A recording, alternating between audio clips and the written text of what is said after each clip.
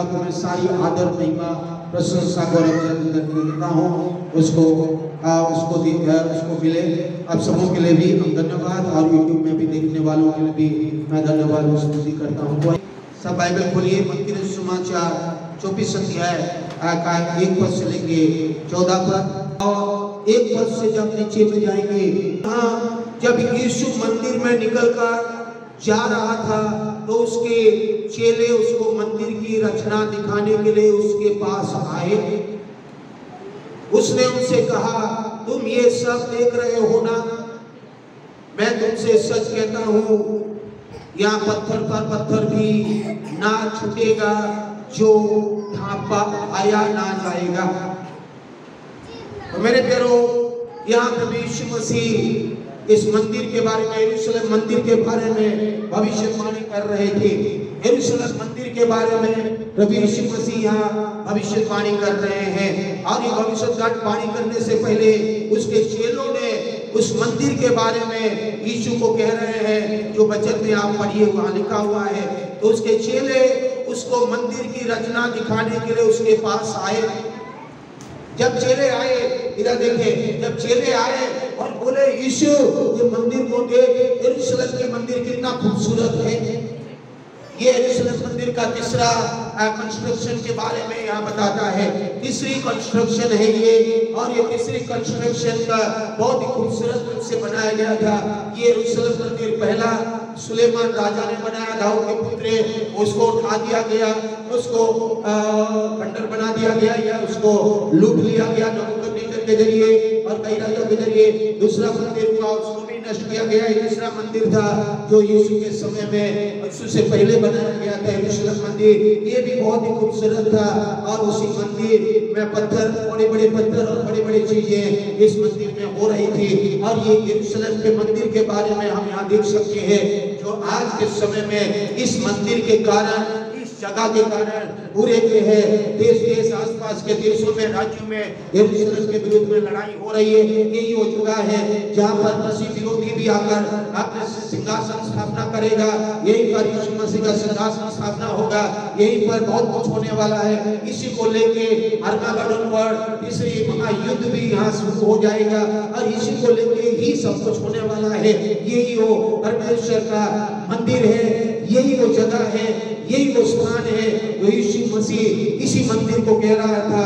जिस मंदिर की खूबसूरती या जो वैभव को तुम देख कर तारीफ कर रहे हो, ये सब मत करो, क्योंकि ऐसा समय आ रहा है इस मंदिर में एक पत्थर भी नहीं बचेगा।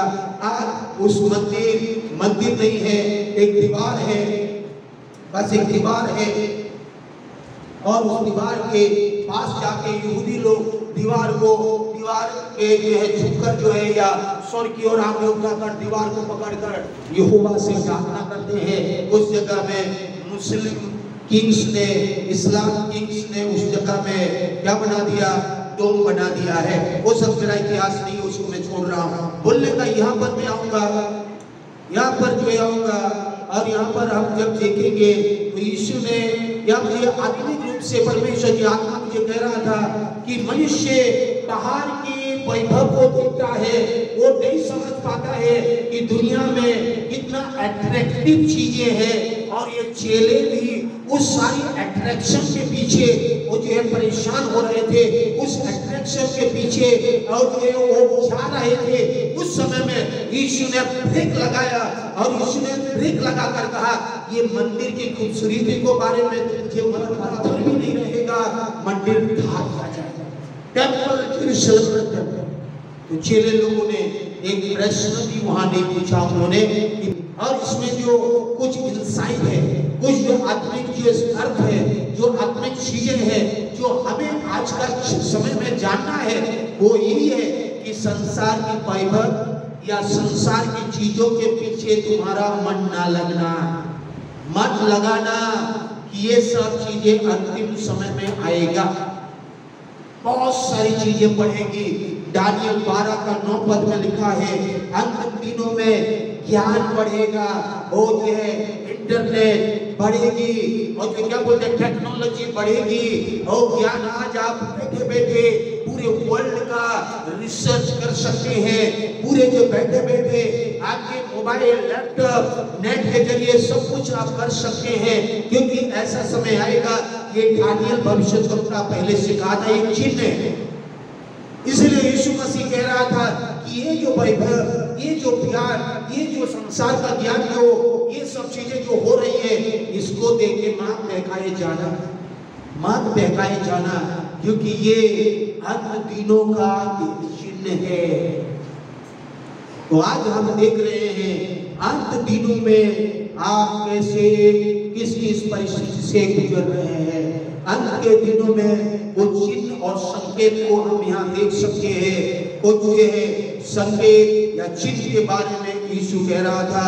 और जब यीशु मंदिर से निकल के बाहर आ रहा है तो चेले भी मंदिर से बाहर आ रहे हैं। वहां पर चेलों के साथ एकांत में जब उसके पास आकर कहे, हमें बता कि ये बातें कब होगी, अभी कब होगी। आज 70 AD में जब रोमियो साम्राज्य शासन हो रहा था, तो टाइटस नामक एक राजा ने, रोमियो राजा ने इस यरूशलेम मंदिर पर अटैक किया और यरूशलेम मंदिर को आज उसके सिपाहियों ने, रोमियो सिपाही ने जला के राख कर दिया, पत्थर को तोड़ दिया। इतना घमासान युद्ध हुआ कि एक से एक पत्थर नहीं बची, एक ही दीवार बची है और जो सब कुछ वहां खत्म हो गया। ये भविष्यवाणी वहां 70 AD में यीशु मसीह ने कहा पूरा हो गया। रास्ता को यरूशलेम मंदिर बनाने और वहां पर मुस्लिम साम्राज्य आया और वहां पर डोम बना दिया अपने लिए। तो ये पूरा हो चुका है।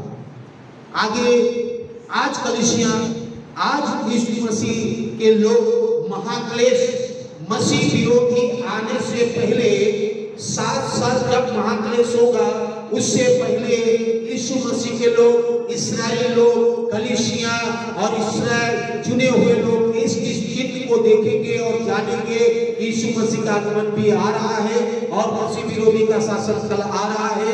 ये नीचे वाले चिन्हों में प्रभु यीशु मसीह ने उसको कहा है, क्योंकि उन्होंने वहां पूछा था कि अंत के दिन में चिन्ह क्या होगा। ये अंत के समय में एंड टाइम चिन्ह क्या होगा,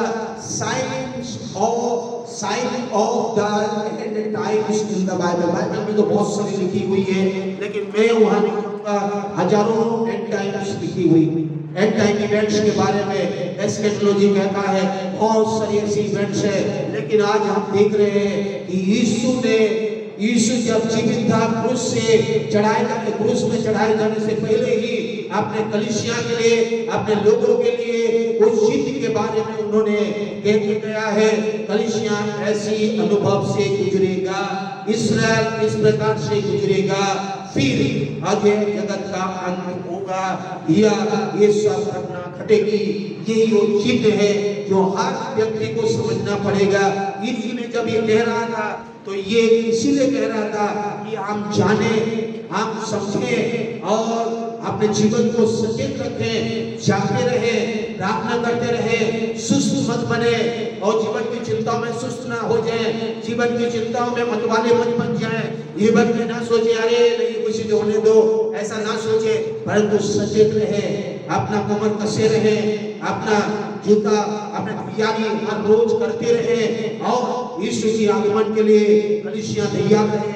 इसीलिए यीशु मसीह ने भी अपनी कलीसिया जो मैं बनाऊंगा उसके लिए कहा था और उसके लिए ये चिन्ह को भी वो बता रहा। और यहाँ पर एक चीज लिखा, आप कब आएंगे, तो उन्होंने इसके बारे में यीशु ने नहीं कहा। यहाँ पर उन्होंने पूछा, प्रभु आप कब आएंगे, तो यीशु ने कहा उसके बारे में मैं नहीं बताऊंगा, इसके बारे में ना मैं जानता हूँ ना कोई जानता, केवल पिता जानता है मैं कब आऊंगा। लेकिन मनुष्य का पुत्र द्वार पर खड़ा है और जब पिता बोलेगा तो मैं आऊंगा। उसके बारे में उन्होंने नहीं बताया, भविष्यवाणी नहीं किया, लेकिन बाकी चिन्ह के बारे में उन्होंने कहा। तो उन्होंने कुछ चिन्ह के बारे में कहा, उनमें से कुछ चिन्ह के बारे में आज यहाँ पर हम देखेंगे। लगभग 3-4 पद से लेके 13, 12, 13 पद तक, 4 पद से लेके 13 या 12 पद तक आप देखेंगे। लगभग 6 चिन्ह के बारे में यीशु ने कहे हैं कलीसिया के लिए, जो महाक्लेश या मसीह विरोधी का शासन काल होने से पहले विश्वासी लोग इस चिन्ह को देखेंगे, इस चिन्ह में गुजरेंगे, इस चिन्ह की ओर आप समझेंगे, क्योंकि ये चिन्ह आपको और मुझे जानना जरूरी है। This is the sign of first century में जब यीशु ने कहा आज ये चिन्ह हो रहा है और होता रहेगा। तो सबसे पहला चीज ऑफ डिसेप्शन, पहला चीज आप देखेंगे यहाँ पर वो है चिन्ह है, वो 4 पद में लिखा है, सावधान रहो कोई तुम्हें डिसीव ना करने पाए। नंबर 1 चिन्ह के बारे में आप देखेंगे कोई तुम्हें धोखा, पहला धोखा देने वाला चिन्ह आप देखेंगे। आज कलीसिया में या आज समाज में या कल्चर में देखिए कि धोखे देने वाली चीजें, the spirit of deception is working very clearly, the spirit of deception is taking hold of our culture, in our culture, in the community. कलीसिया में भी अलग अलग चीजों में भी आप देख सकते हैं the spirit of dissipation, spirit of धोखा देने वाली आत्मा जो है होता है से काम कर रहा है। तो धोखा देने वाली संकेत को यीशु मसीह ने कलीसिया के सबसे पहले धोखा देंगे, लोग एक दूसरे को धोखा देंगे, परिवार में धोखा देंगे और कलीसिया में भी होगा, क्योंकि ये धोखा देने वाले चिन्ह को सबसे पहले यीशु मसीह ने कहा। देखिए ये बहुत महत्वपूर्ण चीज है। जब मैं इसको पढ़ रहा था तो धोखा सावधान रहो, यीशु ने पहला चीज क्या कहा। देखिए बाइबल में अगर आप पढ़ेंगे, आपके पास बाइबल है तो आप देखिए जब चेलों ने कहा प्रभु तेरे आने का और जगत के अंत का क्या चिन्ह होगा, तो उन्होंने ये नहीं कहा यहाँ भूकंप होगी, हाँ लड़ाई होगी, हाँ ऐसा होगा, हाँ सफाई जाएंगे, वो सब बोला है, वो पीछे बोला है, लेकिन सबसे पहले चीज कहा, सबसे पहले लोग आपको धोखा देंगे। उन्होंने जब पहला, क्योंकि यीशु जानता है अगर यीशु को लोग धोखा दे सकते हैं तो किसी को भी लोग धोखा दे सकते हैं। यीशु को यह भी पता है यहूदा इस्करियोती अगर मुझे धोखा दे सकता है तो लोग एक दूसरे को धोखा दे सकते हैं, क्योंकि धोखा देना मनुष्य का जीवन में एक स्वभाव है और मनुष्य चाहता है कि मैं धोखा देकर मैं कैसे अपने जीवन को चलाऊं। ये धोखा देने का काम जो है पीढ़ी से पीढ़ी आ रहा है और यीशु ने इस चीजों को इसीलिए कहा सावधान रहो, वार्निंग दिया, यहाँ पर वार्निंग दिया, वार्निंग देके कहा गया यीशु ने नंबर 1 चिन्ह है, अगर आप सावधान नहीं रहेंगे तो दुर्घटना घटेगा, सावधान रहो नहीं तो दुर्घटना घटेगा, सावधान हटी दुर्घटना घटी। या यीशु भी यही चीज कह रहा है, आज विश्वासी लोग अगर सावधान नहीं है, पास्टर्स अगर सावधान नहीं है तो धोखा खाएंगे, एक्सीडेंट होगा, चोट लगेगी, नुकसान पहुंचेगा, आपको लोग धोखा देंगे, फरमाएंगे, लालच में, अभिलाषाओं में, झूठी बातों में, झूठी शिक्षाओं में, झूठी कार्य में, झूठी चीजों में आपको उलझाएंगे और ये सब चीजें विश्वासी कलीसिया के लोग ऐसे गुजरेंगे। ये पहला चिन्ह है, ये होता रहेगा जब तक यीशु मसीह बादलों में नहीं आएगा। झूठे भविष्यवक्ताओं से सावधान रहो जो भेड़ों के भेष में तुम्हारे पास आते हैं परंतु अंदर में वे फाड़ने वाली भेड़िए हैं। ये यीशु ने कहा यहाँ धोखा खाएंगे, यहाँ को समझ में नहीं आएगा कि ये भोले वाले बहुत अच्छा बात रहा ये, लेकिन अंदर में भेड़िया है जो आपको फाड़ने के लिए तैयार है। हमें समझ में नहीं आएगा उनकी चालाकियों के धोखेपन की बातों को, लेकिन वो ऐसा काम करेंगे, समय पर अपना धोखा देंगे, समय पर अपना काम करते हैं। इसलिए यीशु ने कहा इनसे सावधान रहो, ऐसे लोगों से सावधान रहो, ऐसी शिक्षाओं से सावधान रहो, ऐसी बातों से सावधान रहो, क्योंकि ये लोग आपको धोखा देंगे।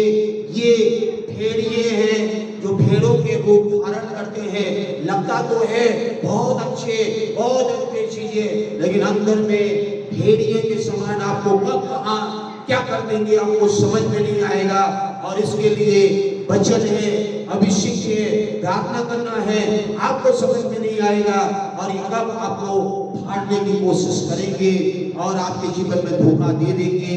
आपको समझ में, आपको लगेगा नहीं यार कैसे धोखा देंगे, नहीं धोखा नहीं दे सकते हैं, लेकिन कब कर देंगे आपको भी समझ में नहीं आएगा। जब हो जाएगा तो बाद में आपको पछताना पड़ेगा या आप उलझ जाएंगे, परेशान। कोलोसियों 2 का 8, चौकस रहो कि कोई तुम्हें तथ्य ज्ञान या व्यर्थ धोखे के द्वारा अपना अहेर ना बना ले, जो मनुष्य की परंपराओं और संसार की आदि शिक्षा के अनुसार तो है, पर मसीह के अनुसार नहीं है। कोलोसियों में पौलुस आत्मा में भरकर विश्वासियों को कह रहा है कि चौकस रहो, सावधान रहो, कोई तुम्हें इस प्रकार की ज्ञान से धोखा ना दे। Of those whose faith is based on their own ideas, feelings, and what they think is right, rather than what God's word says.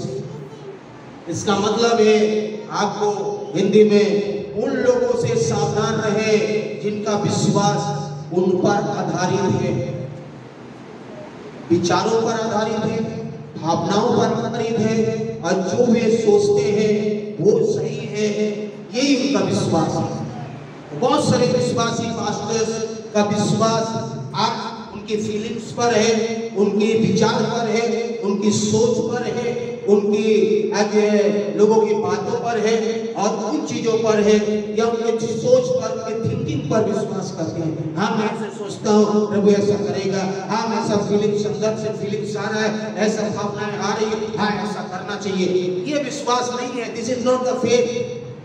अब अब्राहम के पास जाके तो अब्राहम को बोलते प्रभु, अब्राहम ने कहा, अब्राहम को कहा अब्राहम अपने इकलौता बेटा को गुरु आगे जाके मुरिया पार, अरे नहीं मेरा बेटा इतना 100 साल के बाद मिला, मैं नहीं कर सकता हूँ प्रभु, अपने दिया है, नहीं वो विश्वास नहीं है।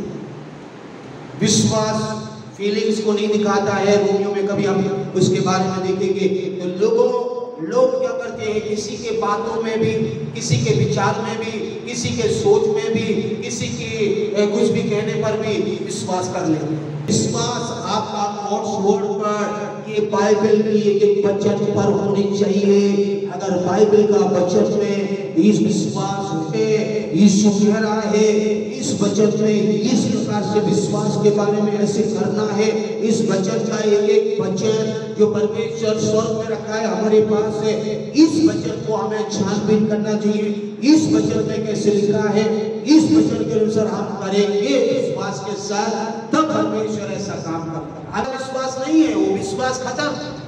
लोग क्या सोचते हैं उसको आप विश्वास करने की जरूरत नहीं है, वचन क्या कहता है उसको विश्वास करने की जरूरत। जब लोग क्या सोचते हैं, और जो लोग तो बदल जाएंगे, आज कुछ और सोचेंगे, कल कुछ और सोचेंगे, लोगों का काम ही है, सोचने का काम है। लेकिन आप जब सोचते हैं तो हमारा विश्वास, जब आप वचन पर सोच रहे हैं या वचन पर है, तो वहां पर परमेश्वर आपके लिए काम करेगा। लोग हो सके धोखा देते, बोलकर, कहकर, सोचकर या करते हुए, लेकिन बाइबल कभी धोखा नहीं देगा, वचन कभी धोखा नहीं देगा। वचन में जैसे लिखा है वैसे ही परमेश्वर करेगा, और इस वचन के अनुसार ही पवित्र आत्मा काम करता है। वचन को छोड़ के नहीं करेगा, वचन के ऊपर विश्वास है, परमेश्वर की आत्मा काम करेगा, वचन के अनुसार कार्य करेगा। और तब आप विश्वास करेंगे इस वचन पर, इस वचन को पढ़ें, इस वचन को सुने। इसको जल्दी से हम यहाँ, यीशु ने कहा दूसरा साइन है 6 पद से नीचे में, तुम लड़ाइयाँ और लड़ाइयों के संघर्ष, दूसरा चिन्ह है संघर्ष।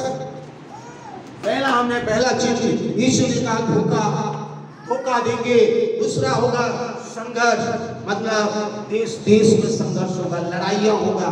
Sign of disputation among the nations, और देश में होगा, इस्राएल के साथ होगा, भारत चाइना होगा, पाकिस्तान होगा, देश में राज्यों में होगा, मणिपुर में हुआ है, और बहुत सारी ऐसी कम्युनिटी में होगा। ये लोग जलाए जाएंगे, मार दिए जाएंगे, लड़ाई होगा, झगड़ा होगा, ये होगा, परिवार में होगा, परिवार में भी होगा। नीचे वाले पद में लिखा है परिवार में भी कई प्रकार की ऐसी घटनाएं होगी। ये अंत दिनों के चिन्ह होगा। तो ये अंत के दिनों में चिन्ह होगा। और आज भी हम देखते हैं कि इस्राएल में भी लड़ाई हो रही है, रसिया यूक्रेन में लड़ाई हो रही है, इंडिया और चाइना पाकिस्तान बहुत सारी ऐसी तैयारी हो रही है। यहाँ पर देखना सकते हैं हम उस एक अध्याय का 6 पद से यहोवा परमेश्वर कहता है, गाजा के 3 क्या वरन 4 अपराधों के कारण मैं उसका दंड ना छोड़ूंगा, क्योंकि वे सब लोगों को बंदी बनाकर ले गए हैं कि उन्हें एदोम के बस में कर दे। इसीलिए मैं गाजा की सरपना में आग लगाऊंगा, उससे उसके भवन भस्म हो जाएगा। मैं अस्दोद को रहने वालों को और अकलोन के राजदंडधारी को भी नष्ट करूंगा। मैं अपना हाथ एक्रोन के विरुद्ध चलाऊंगा और शेष फिलिस्ती लोग नष्ट होंगे। परमेश्वर की यही वचन है। तो यहाँ पर गाजा का सरपना, गाजा के बड़े बड़े जो है 10 मंजिल 15 मंजिल बिल्डिंगें और तहस हो जाएगी। और ये भविष्यवाणी उन समय में हो सके, इस आमोस जो भविष्यवक्ता था उस समय में हो सके इतनी मंजिलें बिल्डिंग नहीं बन रहा होगा, लेकिन परमेश्वर की आत्मा ने कहा था और ये वो गाजा का सरपना को मैं जला के राख करूंगा, और वो हो रहा है। आज आप देख सकते हैं गाजा की सरपना, गाजा की बड़ी बड़ी बिल्डिंगें, बड़ी बड़ी इमारतें और वो सब चीजें और लड़ाई और बॉम्ब के जरिए नष्ट हो रही है। और ये यीशु की कही हुई चिन्ह में से एक है, और ये चिन्ह होगा और ऐसा होगा, इसको कोई रोक नहीं सकता है। लूका समाचार 21 अध्याय का 20 पद। यरूशलेम की सेनाओं को घेरा हुआ देखो तो जान लेना कि उसका उजाड़ आना निकट है। तो यरूशलेम के चारों तरफ आज सारी मुस्लिम कंट्री घेर के रख लिया है। लेबनान, सीरिया, इराक और बाकी देश, बाकी मुस्लिम टेररिस्ट मिलिट्री ग्रुप इस्राएल के चारों तरफ युद्ध करने के लिए वो लोग खड़े हैं। और उनके पास सारी पावरफुल गेम आज ये पावरफुल और एटॉमिक बॉम्ब है, और ये पेट्रोल डीजल से बनने वाली बॉम्ब है। आप पेट्रोल में ये सब होना है और ये सब होता ही रहेगा, क्योंकि ये समय निकट है। आप सावधान रहे, ये चिन्ह को देखकर आप समझ लिए कि अंत का समय आ रहा है। सावधान रहे, कमर कस रहे, यीशु के आगमन के लिए तैयार रहे। उद्धार नहीं पाए उद्धार पाए, और यीशु के तैयार रहे। यीशु ने कहा ये सब होगा, आप तैयार होना है। आपको समझना होगा कि ऐसा हो रहा है, ये पीड़ाओं का आरंभ है। दूसरा चिन्ह है डिवास्टेशन, डिसास्टर, नेचुरल डिसास्टर, जो यीशु ने कहा जगह जगह अकाल पड़ेंगे, भूकंप होंगे और ये पीड़ाओं का होगा।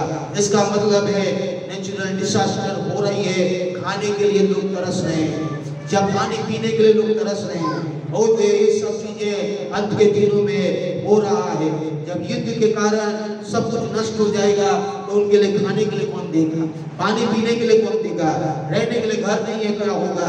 ऐसी चिन्ह हो रही है, जगह जगह हो रही है, और वो सब चीजें तीसरे चिन्ह में दे सकते हैं। चौथा चिन्ह है deliverance into tribulation and persecution के बारे में। तो परसिक्यूशन मतलब सताए जाएंगे।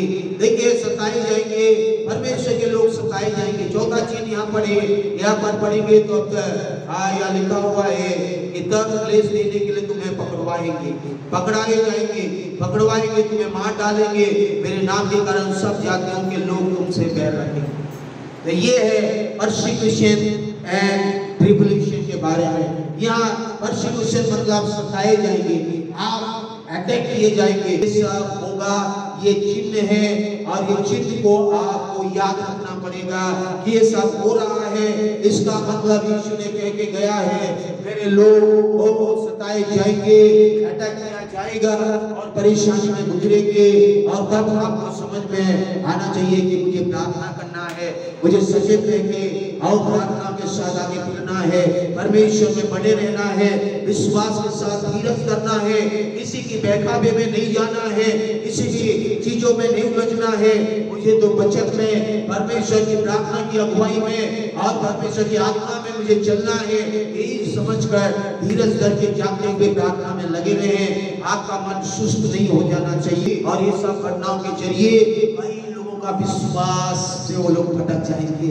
जो अपोस्टेसी को कहता है, नेक्स्ट पद कहता है वो अपोस्टेसी जो यहाँ पर कहा है 10 पर मत्ती 24 का 10 में, अपोस्टेसी मतलब विश्वास से अनेक लोग ठंडे हो जाएंगे, भटक जाएंगे और जो विश्वास से अलग अलग चीजों में भटक जाएंगे, बहुत से ठोकर खाएंगे, एक दूसरे को पकड़वाएंगे, एक दूसरे से बैर रखेंगे। इसका मतलब है बहुत सारे लोग ठोकर खाएंगे, बहुत सारे लोगों का विश्वास रूपी जहाज टूट जाएगा, बहुत सारे लोग विश्वास छोड़ के चले जाएंगे, बहुत सारे लोग संसार में हो जाएंगे।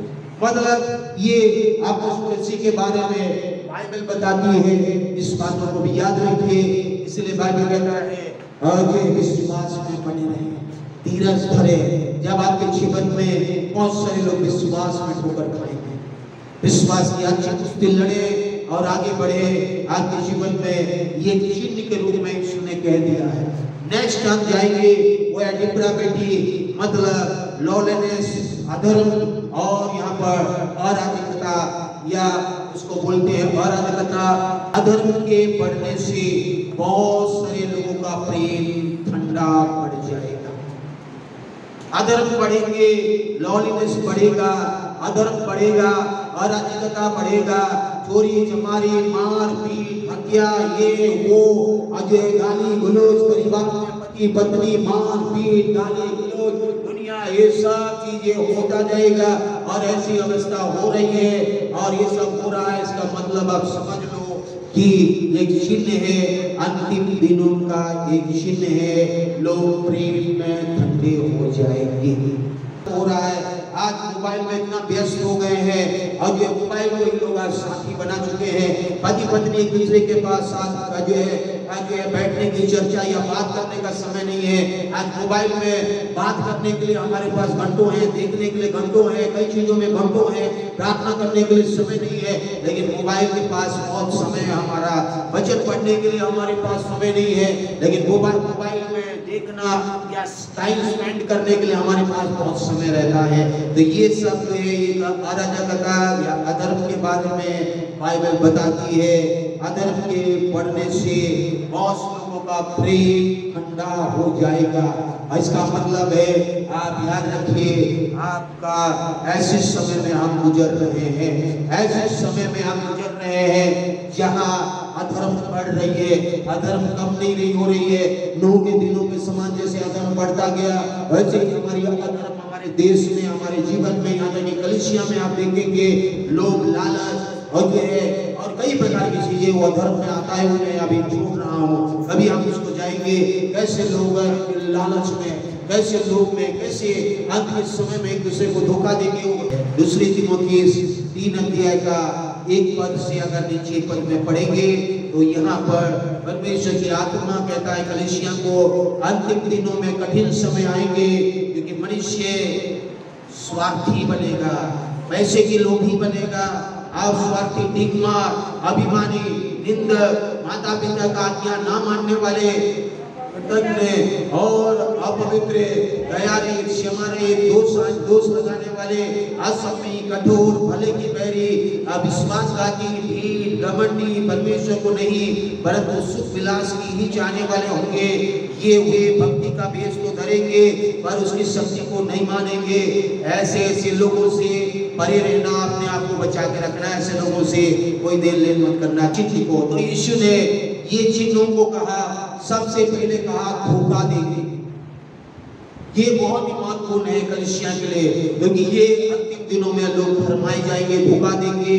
शैतान भी धोखा दे दिया, आदम और हवा को धोखा दे दिया, और अरे फल को खा ले कुछ नहीं होगा, कोई ऐसा होगा, कोई बुद्धिमान होगा, कर ले कुछ नहीं होता, ऐसा धोखा खा के वो लोग भी पाप में गिर गए, परमेश्वर से दूर हो गए। तो ये धोखा शैतान देता है। धोखा देने वाला हमारी मन सिधाई और पवित्रता के साथ यीशु मसीह के वचन में, परमेश्वर में बढ़ने के बजाय वो धोखा क्या करेगा, आपकी उन्नति को रोक देगा। एक चीज हमेशा याद रखिएगा, धोखा देता है, धोखा अगर आप खा रहे हैं तो वो आपको बढ़ाएगा नहीं, आप धोखे में अटक जाएंगे, आपका ग्रोथ रुक जाएगा, आपकी उन्नति वही रुक जाएगा। आपकी उन्नति रुक रहा है, इसका मतलब आप धोखा खा रहे हैं। ये एक प्रभु का आत्मा ने मुझे जब मैं वचन पढ़ रहा था तो कह रहा था, अगर हमारी आत्मिक हमारी उन्नति भी अगर रुक रही है या डिग्रेडेशन हो रही है या घट रही है, इसका मतलब आप धोखे में से निकलना जरूरी है। हमको धोखे कहीं ना कहीं हम धोखे में हैं, हमारे विचार में होंगे, हमारे मन अधिक हमें धोखा देता है। यिर्मयाह 17 का 9 पद कहता है, हमारा मन सबसे अधिक हमें धोखा देना चाहता है, हमारा मन सबसे अधिक असत्य रोग लगा हुआ है जो हमें धोखा देने की कोशिश कर रहा है। वचन के ऊपर विश्वास रखें, वचन के हटके अगर आपको समझ में नहीं आ रहा है तो वचन की ओर ध्यान लगाएं, वचन की ओर जानने वालों की ओर आप गाइडेंस ले, सलाह ले, नहीं तो आप धोखा भी खा सकते हैं और आप धोखा खाने के बाद आप कुछ नहीं कर सकते हैं। आपकी उन्नति रुक जाएगी, बढ़ोतरी रुक जाएगी, आप कुछ समय के लिए परेशान होंगे। परमेश्वर हमारे साथ तो है, तो वो हमें बता रहा है कि देखो आपको सावधान रहना है, सावधानी के साथ जीना है। और दूसरा चिन्ह में देखिए, लड़ाई संघर्ष बढ़ रही है। तीसरा हमने देखा डिसास्टर, नेचुरल डिसास्टर, लोग भूख के मारे मर रहे हैं, विकलांग हो रहे हैं, कुपोषित हो रहे हैं, खाने के लिए लोगों को देश देश में आज परेशान है। हमारे देश में महंगाई बढ़ रही है, आज हमारे देश में भी इतना महंगाई क्यों बढ़ रही है। उसके बाद हमने देखा सताई जाएगी, परसेक्यूशन और डिवास्टेशन आएगा, और ये सब हो रहा है, जाति जाति में हो रहा है, देश देश में हो रहा है, और ये सब चीजें परसेक्यूशन सताओ परमेश्वर के लोगों के जीवन में बहुत ऐसे बढ़ जाएगा और बढ़ रहा है, हो रहा है। हम हालेलुया अच्छे से सुसमाचार भी प्रचार नहीं कर सकते हैं, हम यीशु के बारे में किसी को बोल भी नहीं सकते हैं। और आज जो है ये सब चीजें अंतिम दिनों का चिन्ह है, और बहुत सारे लोग तो विश्वास से भटक जाएंगे, बहुत सारे लोग तो आगे विश्वास से गिर जाएंगे। और आखिरी में हमने देखा अधर्म के बढ़ने से और लोगों का प्रेम ठंडा हो जाएगा, हर आराधना प्रार्थना करने के लिए मन नहीं लगेगा, कलीसिया में आने के लिए मन नहीं लगेगा, प्रार्थना दुआ करने के लिए मन नहीं लगेगा। परमेश्वर से प्रेम, उससे तो बोलेंगे मैं परमेश्वर को प्रेम करता हूँ, लेकिन उनके कामों में नहीं दिखेगा कि हम परमेश्वर को प्रेम करते हैं। प्रेम ठंडा हो जाएगा, जैसे परमेश्वर की आत्मा ने एफिसियों की कलीसिया को कहता है मन फिरा, उन्हें पहला प्रेम को खो दिया है। आप यीशु का अंतिम दिनों का चिन्ह के बारे में आप देख रहे हैं जो 13 और 14, परंतु जो अंत तक धीरज धरे रहेगा उसी का। इसका मतलब यहाँ पर ये चिन्ह वगैरह होगी तो आपको क्या करना पड़ेगा, धीरज धरना। देखिए उद्धार कहाँ हो रहा है, देखिए उद्धार के लिए आपको यीशु के ऊपर धीरज धर के विश्वास करके धीरज धर के उसके प्रेम में बने रहना पड़ेगा। उद्धार इस चिन्ह वगैरह जब आपके जीवन में हो रही है तो आपको धीरज के साथ परमेश्वर की छुटकारे की बात जोड़ना और राज्य का ये सुसमाचार ताकि सारे जगत में प्रचार किया जाएगा, ये सब जातियों की पर गवाही हो, तब अंत आ जाएगा। आखिरी चीज ये भी है कि ये सुसमाचार सारी जातियों पर, सारी जगह पर फैल जाए। यीशु मसीह मानव जाति के पाप के लिए क्रूस पर मारा गया। यीशु मसीह हमारे अधर्म, पाप, श्राप, कष्ट, मुसीबत सब कुछ क्रूस पर उठा लिया और वहां विश्वास करते हो, और उसके बाद मारा करके गाड़ा भी गया। तीसरे दिन यीशु मसीह जी उठने के बाद 40 दिन अपने लोगों के साथ रहा।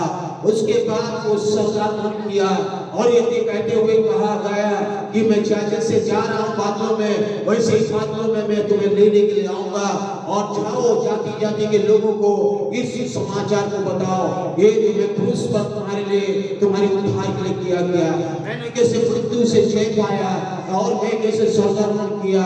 इस गवाही, मृत्यु का सामर्थ्य गवाही दो कि यीशु ने किया है, कोई मनुष्य ने नहीं किया है।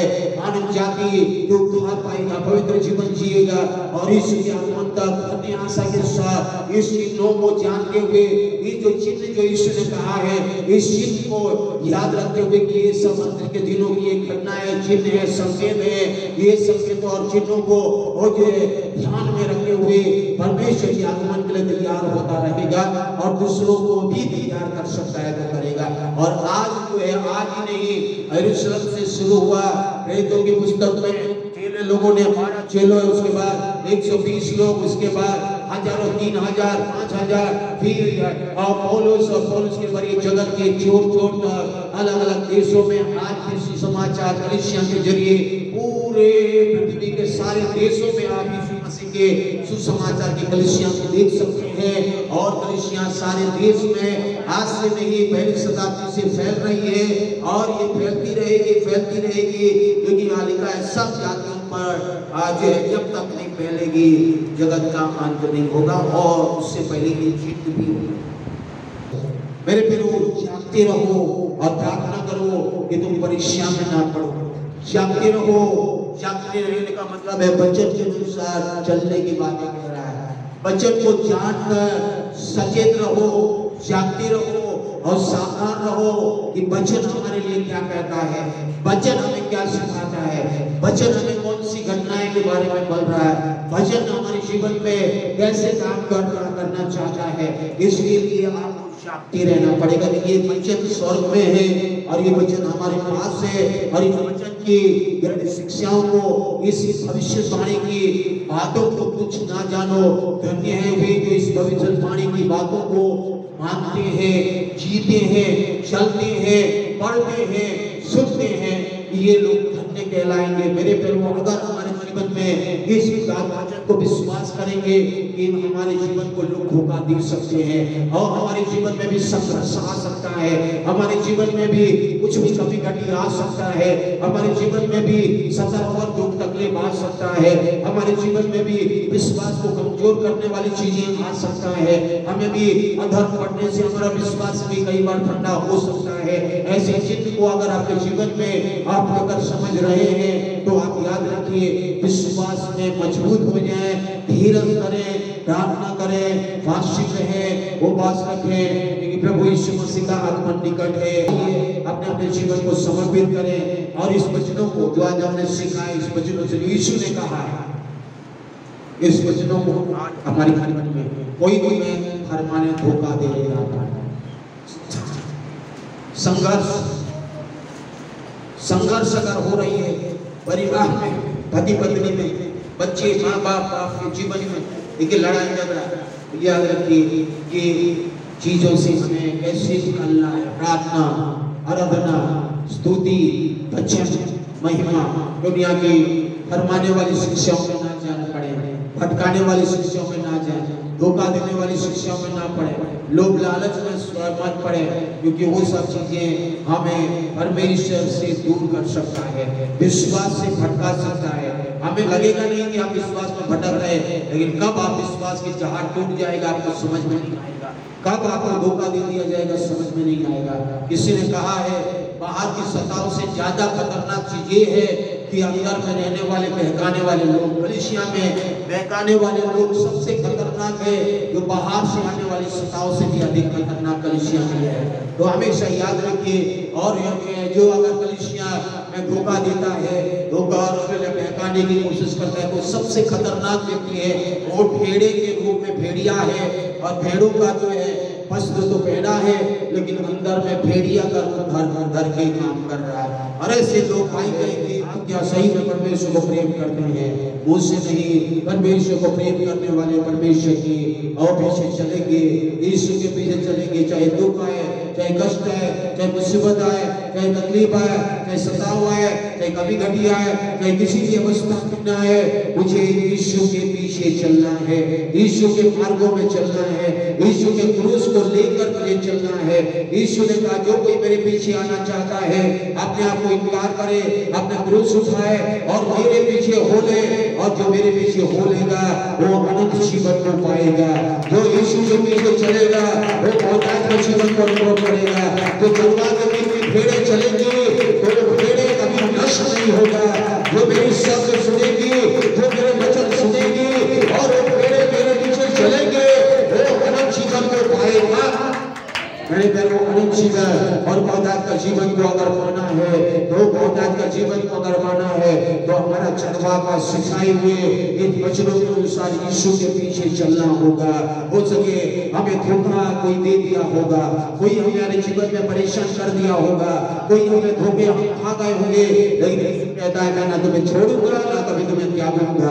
तुम मेरे ऊपर भरोसा विश्वास रखते हो, इसीलिए मैं तुम्हें छुड़ाऊंगा। धोखे देने वाले शिक्षकों से छुड़ाऊंगा, धोखे देने वाले वो भेड़िए से मैं तुझे बचाऊंगा। वो भेड़ियों के हाथ में नहीं रखूंगा, भेड़ियों से मैं तुझे छुड़ाऊंगा। भेड़ियों की शिक्षाओं में हार देने वाले शिक्षाओं से मैं तुझे छुड़ाऊंगा। आज यीशु मसीह कह रहा है मैं तेरे साथ लेकर चलाऊंगा, और मेरे पर भरोसा रख, विश्वास रख, और किसी मनुष्य पर भरोसा मत रख। वो मनुष्य को उद्धार करने की भी शक्ति नहीं है, ना किसी प्रधानों पर, ना किसी मनुष्य पर विश्वास भरोसा रख, क्योंकि मनुष्य भी मिट जाएगा और उसकी कल्पनाएं नष्ट हो जाएगी, लेकिन मेरी वचन कभी नष्ट नहीं होगा। इस वचन के अनुसार चल, इस वचन के अनुसार विश्वास कर, इस वचन के अनुसार जीना है, तो मैं तुझे हर मुसीबत से छुड़ाऊंगा। आज परमेश्वर जब वो मुसीबत आएगी तो मुसीबत तुम्हारे जीवन से दूर भी चली जाएगी। वो बाढ़ आएगा तो बाढ़ तुम्हारे पास पहुंच नहीं पाएगा, वो बाढ़ को मैं रोक दूंगा, वो सुपर साइक्लोन को मैं रोक दूंगा तुम्हारे जीवन में आने से। वो सुपर साइक्लोन आएगी, वो मुसीबत आएगी, बाढ़ आएगी, परेशानी आएगी, तो मैं तुम्हें वो संकट से घेर कर रखूंगा। मुसीबत को बचाऊंगा, मुसीबत से बचाऊंगा और छुटकारे के गीतों से घेर लूंगा।